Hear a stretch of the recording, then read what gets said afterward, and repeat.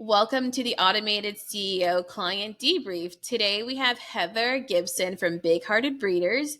Heather is an ethical breeder and she has a large community serving breeders worldwide and helping them grow ethical, profitable, loving businesses. I wanted to get Heather on to kind of go through her automated CEO experience with you all. Obviously, pet pros are a big portion of who we serve. But as a local business, Heather is in Utah and an online business. I thought you guys really benefit from having her feedback. Now, Heather, I want to hear kind of where you are when we met, your mindset, what you were looking for, your struggles. Tell us a little bit where you were before you started Automated CEO. So I was kind of a disorganized mess, let's be honest. I had a lot of thoughts and plans, but I didn't really know how to implement them. And so it was definitely some things were working, but there was a lot of things that weren't working well. Okay. And so when you took a call with me on a discovery call, what were you expecting? Well, I could tell that based off of who you were and what you'd done, you were great at helping pet professionals.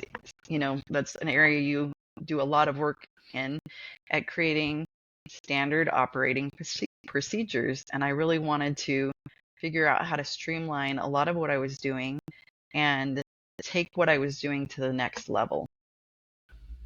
Okay. So SOPs is obviously a big one. What about systems in your business? What systems did you already have designed or already have set up? So there were a few systems, well, let's be honest, a lot of them were broken. Um, some of the systems that I needed were client interactions, like what that client journey looked like, how to collect deposits, how to, do the go home, how to do everything that the follow up afterwards and aftercare. And we did it, or I did it, I guess I should say. I was a one man band when we met. Um, but it was done in a way that it wasn't very cohesive and it wasn't always the same. And so what made you finally like pull the trigger and say, okay, because we spent 12 months together. That's before we, squeeze our program to 6. But we spent 12 months together. And what made you like finally pull the trigger on it? Well, I knew I needed to do something different. I was Mm-hmm. I had a lot to do and I wasn't getting it done in the time I had, and I knew a big part of it was organization and just having some guidance to take me to the next level. And I'm smart enough to know that coaching is one of the best investments that you can make in yourself. And so as soon as I got to know you and I'd heard you train a couple times on different things, I was like, yeah, this is exactly what I need. And so I was ready. Okay. Can you share with our audience kind of like the process or like what you felt kind of going through the process together? I felt like you knew a path that was completely dark to me. Like in the past, I'd been walking in the dark, and you're like, Heather, just come this way. This is how you do it. Let me show you how to get down this. When I felt like overwhelmed and confused by a lot of the things that I needed to do, some of what stopped me was that feeling of overwhelm and I don't know how to do this. And you just kind of guided me down, turned on all the lights, and were like, here's your path, Heather. That pathway is always fun. Does it hurt? What would you say the feeling is while you're going through it and you don't really feel comfortable in it? Anytime you're growing, it's uncomfortable. But you can cheer on the fact that you're growing. So you're like, oh, this is uncomfortable. I must be growing. Um, Right. which is a weird feeling. But yeah, you probably were like, oh my word, this client, because No, I I was wasn't. there was resistance and like trying to work through it, and there's this next level of stuff, and I'm like, I don't know if I'm ready to look at that yet. Right. So it is uncomfortable. But you look back and you're so grateful that you jumped in and you did it. Well, the good thing about you, Heather, is you're like a true visionary. So you have like a million and one ideas. And I'm like, every time we got on a call, you're like, oh, and I want to do this. Oh, and I want to do this. Put this together, organize this. And I'm like, Heather, we need to get this one done. But that's the awesome thing about being a visionary and actually having kind of like a COO look at your business is you don't want to stop the flow and the juices of all the creative things that you have going. So that's what kind of makes it fun. Who do Yeah, you think would be a good candidate for automated CEO? any business owner. I mean, anyone that's got a business that wants to take it to the next level, anyone that feels like they don't have enough time, to do everything they want to in life. It really helps you, like I was saying, kind of coordinate all the things that you need to do and boil them down into a way that makes everything more streamlined and gives you more time and have an easier process for the whole thing. Right. So you described being in the dark before you started, and that's one part of the bridge. We always say going from this part of the bridge to the second part of the bridge.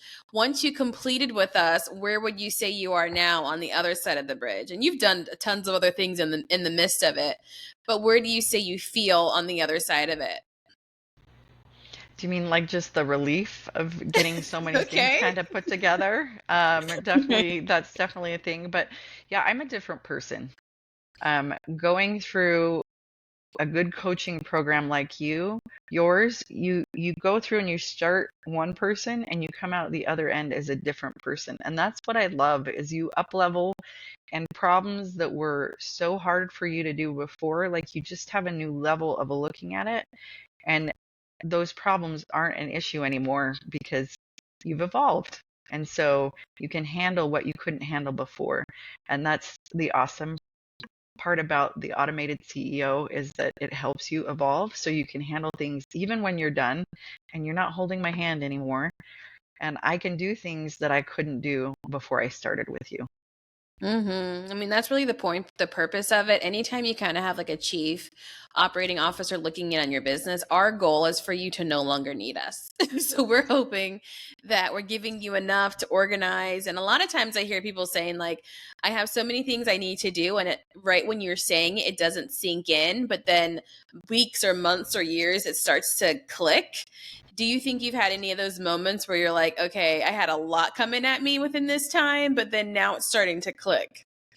For sure. Absolutely. And there's times even when I'm like, okay, I should go back and look at that paperwork that I got and redo some of these things because you're right. I'm one of those people that think of a million ideas and I try to dig 10 holes at once when I should just focus in on one. I think probably At a time, at least. ADHD. Yeah, it's kind of going on with me a little bit. And so there's definitely times I've looked back and even hearing you speak at some of my summits and things, I'm like, oh yeah, I got to go back and, do that even better. So there's definitely things when I'm going through my life, I'm like, oh yeah, Natasha taught me how to do that. I got to make sure I do that right here. So it does make a drastic difference in how you look at everything. Right. In final words, as kind of a breeder and a coach, running two heads for you, how do you coordinate everything together to where you're starting to feel comfortable now using your team full time? Because when we first met, you only had maybe a few gigsters kind of jumping in and helping you every now and then, but now you're running a full team. So how has that made you feel kind of putting those elements together and then trusting yourself to let someone else do it?